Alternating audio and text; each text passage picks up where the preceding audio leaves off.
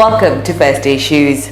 Our guest on this segment is someone who has demonstrated that with focus, determination and hard work, our dreams can all become our reality. His name is Tinashe Nyamudoka, world-renowned sommelier and founder and owner of Kumusha Wines. The brand was established in 2017 by Tinashe with the assistance of winemaker friend Ati Low. There are 8 wines in the range, which includes wines from the Swartland, Slanghoek, Sondagskloof and the Western Cape at large. It was not always like this for Tinashe, who was born and raised in Zimbabwe, but moved to South Africa in 2008 during the Great Recession. His first break into the South African labour market was polishing cutlery at a restaurant just outside of Cape Town, where he was soon promoted to waiter. It was just then that his love affair with wine began. Following a few stints at other restaurants, he was appointed as head sommelier at one of Africa's most famous restaurants, the Test Kitchen, which since closed in late 2021. He juggled his responsibilities there with judging on both local and international wine competitions. However, Tinashe left the restaurant business in 2020 in order to focus on Kumusha. Today, the wine range is sold worldwide from Africa, Europe and the Americas.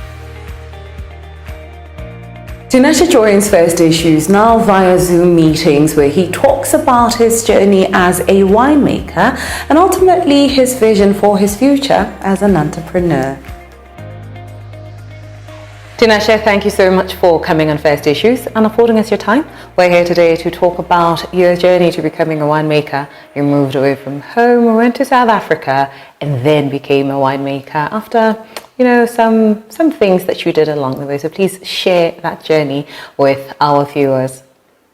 I went to SA in 2008, and it was the height of Zim economic wars. If you go back into history, 2008 was just so tough.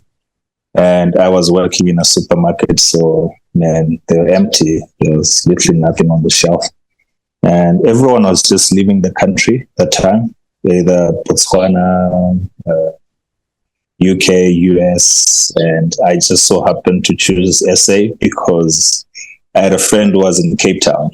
And he said, just come down.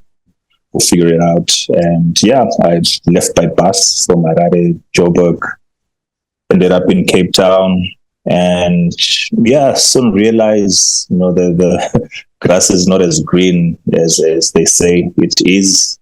There are a lot of cultural shocks, and just to be honest, it was my first time being out of the country. I came back to Cape Town around 2015, where I joined the Test Kitchen in Woodstock, which was then the best restaurant in the country, man. Everyone knew it. Everyone wanted to work there. And I think the Test Kitchen was the ground that really cemented me in the industry, and that's why I built what you see today. I'm sure it's a culmination of everything, but I think the Test Kitchen was just that place where everything happened. This must have been such a leap for you. I'm sure it would have been a leap for anybody.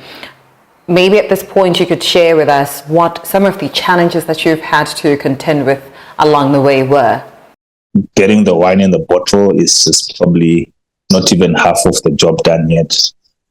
So I started realizing, to sell the wines, you need to go through distribution, you need to know so-and-so in the restaurant. So apart from selling my first product in the restaurant that I was working with because of the relationship, other establishments, weren't so open in listing the wine value chain, which is retail, distribution. There's no transformation there, so it's still wide.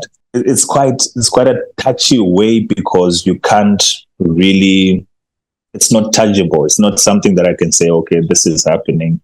or because I'm black, I'm not getting into this. You can't prove it, but you can tell. It's that kind of a thing. I assume a lot of people would be afraid to take the kind of risks that you took. So what is the greatest lesson from this that you think anybody watching this should learn or take away from what you've been able to accomplish? I think it's just knowing your self-worth. I think you racism, and not just racism, but just like you can throw in a host of all other things. They really affect you if you don't have self-awareness, self-pride, and self-belief, right? Only when you don't have that, that's where it knocks you down. But I think I became self-aware. I became conscious of clearly what I wanted to do, and very confident, man. Like, I'm smart black boy, so if you have that, I think you can conquer anything. The worst thing you want to have is self-doubt and low self-esteem. Like, you mustn't feel inferior. I think if you can't get that past that, then these challenges are always going to nail you down. So I just want someone to be self-conscious and have that belief in yourself. Kumusha started as an idea in my head. People need to understand that it was just something I was sleeping on and thinking, this Kumusha, I write it down. When you write it down, you manifest over it, you think over it. And I know that time I didn't have all the connecting dots, but I was just downloading all the ideas and everything. Then it becomes a product, right? Then that product, you give it life, you give it energy. And the future, Tinashe, whether foreseeable or in the long term, what do you envision for yourself and this business that you've managed to set up and that is actually doing well, if I may say? Obviously, grow the brand, grow the production. I'm really excited about Africa, and that's why you found me in Botswana. I think, man, it's just like my biggest market is the US. I enjoy going there.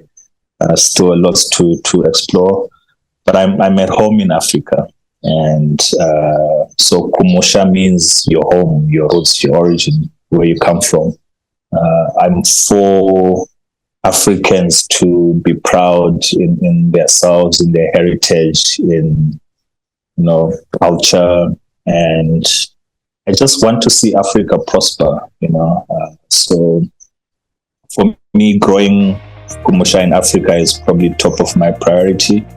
And along the way, creating value in employment or in collaborations, or, just helping the next entrepreneur, next creative realize their dreams or make us conquer the world. So I think for me, like I said, I always I sell wine because I need to make a living.